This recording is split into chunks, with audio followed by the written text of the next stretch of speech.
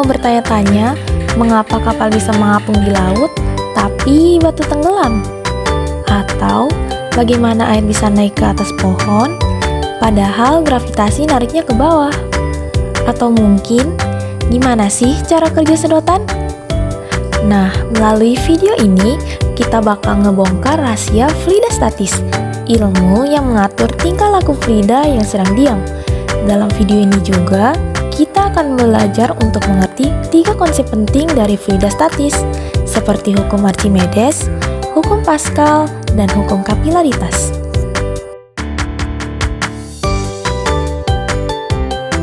Hukum Archimedes menjelaskan bagaimana gaya apung bekerja, di mana hukum Archimedes menyatakan bahwa gaya apung yang bekerja pada benda yang terendam dalam fluida sama dengan berat fluida yang dipindahkan oleh benda tersebut.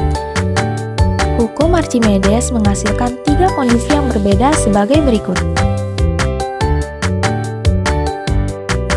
Pertama, tenggelam. Benda tenggelam ketika gaya beratnya lebih besar daripada gaya apung yang diterimanya. Secara matematis dinyatakan dengan FA kurang dari WB. Rumus yang sesuai untuk kondisi ini adalah gaya apung sama dengan massa jenis fluida dikali volume benda terendam dikali gravitasi. Contoh kondisi tenggelam adalah seorang penyelam yang menggunakan pemberat untuk meningkatkan gaya beratnya dan memudahkan penyelaman. Yang kedua adalah melayang. Benda melayang ketika gaya beratnya sama dengan gaya apung yang diterimanya.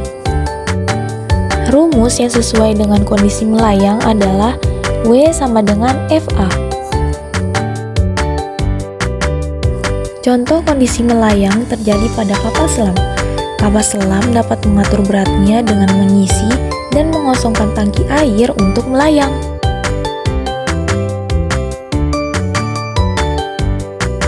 Yang ketiga adalah terapung.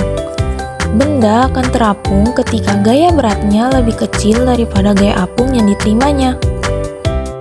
Rumus yang sesuai dengan kondisi ini adalah W lebih kecil daripada FA.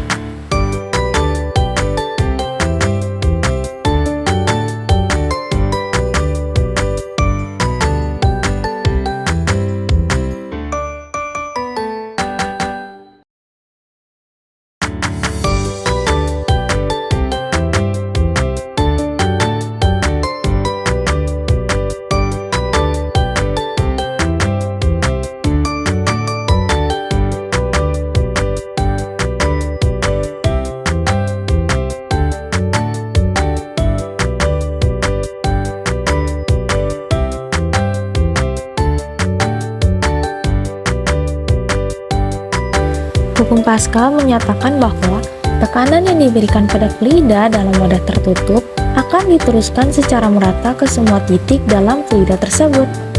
Pada percobaan hukum Pascal, kami membuat plastisin agar terbentuk seperti sedotan. Pada sedotan plastisin, lubang di tengahnya berfungsi sebagai wadah untuk air. Saat ujung sedotan ditutup dengan jari dan ditekan dalam air, tekanan udara di dalam sedotan berkurang. Ketika jari dilepas, tekanan udara di luar sedotan lebih besar daripada tekanan di dalam sedotan, sehingga air terdorong keluar.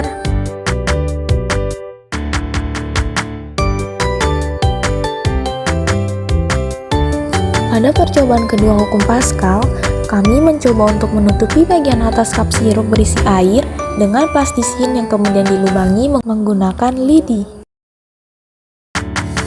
Pada plastisin yang dipipihkan dan menutupi gelas berisi air berperan sebagai penghalang yang fleksibel. Lubang-lubang kecil yang dibuat dengan lidi memungkinkan air untuk masuk ke dalam plastisin, tetapi tidak keluar karena tekanan udara di luar lebih besar. Saat gelas dibalik, air tetap berada di dalam karena tekanan udara di luar gelas lebih besar daripada tekanan air di dalam gelas. Rumus yang sesuai dengan 2 percobaan hukum Pascal yang telah kami lakukan adalah P sama dengan F per A. Contoh penerapan hukum Pascal adalah pompa air.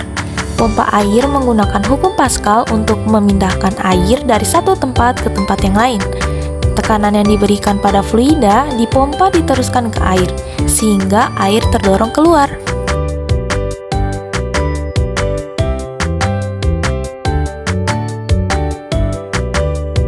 Pada hukum kapilaritas menjelaskan fenomena naik atau turunnya permukaan fluida di dalam tabung sempit atau kapiler dibandingkan dengan permukaan fluida di sekitarnya. Fenomena ini terjadi karena adanya gaya adhesi antara molekul fluida dengan dinding tabung dan gaya kohesi antara fluida itu sendiri. Berikut pengertian gaya adhesi dan gaya kohesi. Masih dengan bentuk plastisin yang sama seperti hukum Pascal yang berbentuk sedotan, kami mencelupkan secara vertikal tabung plastisin seperti sedotan tersebut ke dalam fluida. Ketika tabung plastisin dengan lubang di tengah dimasukkan ke dalam air, air akan naik di dalam lubang tersebut karena gaya adhesi antara molekul air dengan dinding plastisin lebih kuat daripada gaya kohesi antar molekul air itu sendiri. Hal ini menyebabkan air merangkak naik di dalam lubang plastisin membentuk permukaan cekung. Rumus dari hukum kapilaritas adalah H sama dengan 2 dikali gamma dikali cos theta per rho dikali G dikali R. Contoh penerapan hukum kapilaritas adalah pemberian infus. Pemberian infus dilakukan dengan menggunakan jarum yang dimasukkan ke dalam pembuluh darah. Cairan infus kemudian mengalir melalui jarum dan masuk ke dalam pembuluh darah.